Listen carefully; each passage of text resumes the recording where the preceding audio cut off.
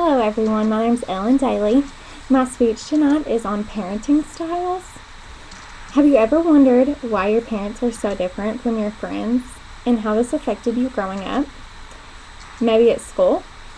Today I will discuss the 4 different parenting styles acknowledged by educational psychologists so that you may gain a better understanding of your own upbringing, both in the social world and the educational field. It is important to understand the differences between these styles and how they affect the ways in which children are brought up to act and view the world. It is important for us to first understand that there is a difference between parenting styles and parenting practices. Parenting styles are defined as specific behaviors that parents use to socialize their children. An example of this would be if parents are socializing their children to be successful in school, they may work on the child's homework with them or attend school functions. According to the article entitled A Review of the Relationships Among Parenting Practices, Parenting Styles, and Adolescent School Achievement, written in 2005, socialization refers to the manner by which a child, through education, training, observation, and experience, acquires skills, motives, attitudes, and behaviors that are required for successful adaptation to a family and a culture. As a secondary education minor, I'm extremely interested in the ways in which each parenting style affects children, the way they learn and interact with one another. Nancy Darling, the author of a September 2010 article titled Parenting Styles and Its Correlates, notes the two important elements of parenting.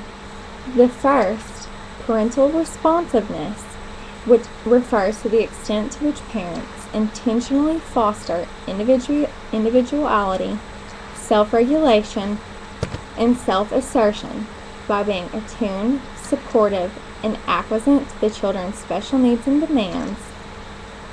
The second, parental demandingness, refers to the claims parents make on children as they become integrated into the family as a whole by their maturity demands, supervision, disciplinary efforts, and willingness to confront the child who disobeys.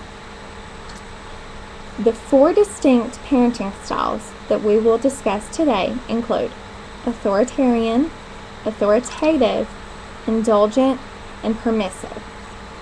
The first parenting style I will discuss is authoritarian, which has defining characteristics as a high need for control and obedience.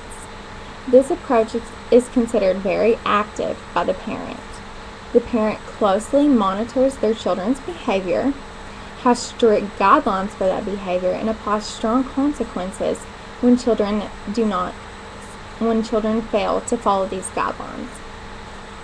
This style emphasizes respect for authority. It also has the following effects on their children.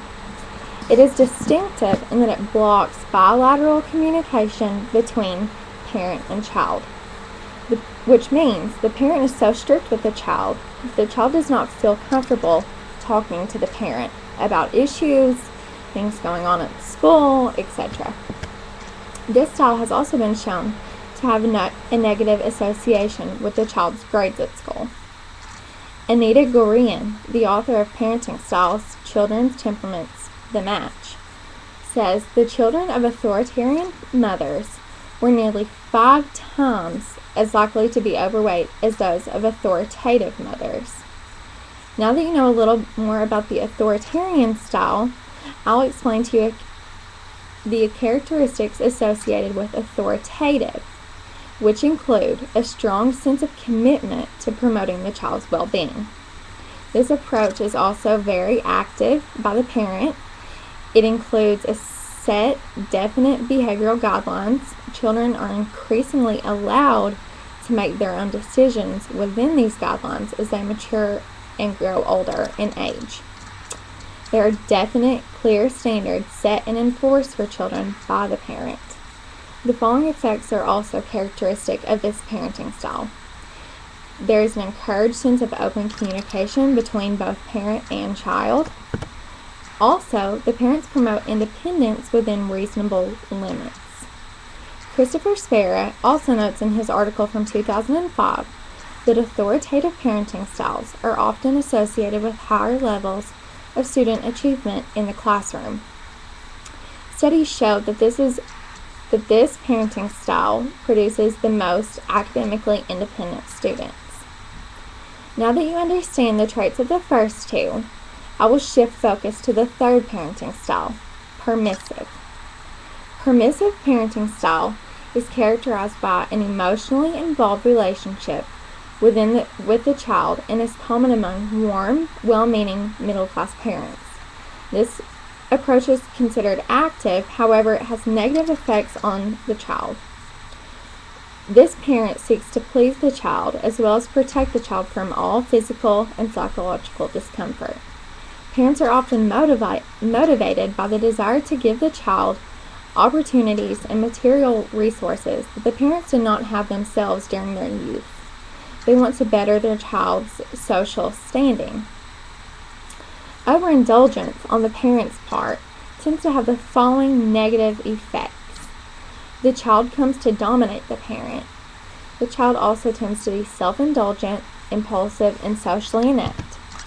This parenting approach is ultimately negatively associated with children's grades. The last style of parenting is very different from the previous three. Some might consider it to be the opposite end of the parenting spectrum from the indulgent style, which we just discussed. The last approach is the uninvolved parent. This approach is very passive, in which the parent does not play a huge role. It includes few demands from the parent regarding the child's behavior, as well as little meaningful communication between child and parent. Independence is permitted to the child without the development of self-confidence and decision-making skills. In conclusion, I hope you understand the concepts of the four parenting styles and their distinct characteristics, as well as the effects each have on a child. I will leave you with this lasting result found in an article published in 2009 entitled Parenting Practices and School Dropout, a Longitudinal Study. Adolescents who at age 14 perceive their parents to be authoritative were more likely to have completed upper secondary school, which is college, by age 22 compared to those of the three other parenting styles, authoritarian, neglectful, or indulgent. I believe it is important to think back on your own upbringing when contemplating why we do certain things and who we are as a person. I hope that understanding these parenting styles will help you to evaluate which approach your parents used. However, if you feel conflicted, it is important to note that each parent may use a different parenting style or a combination of which that they raise their children. Thank you.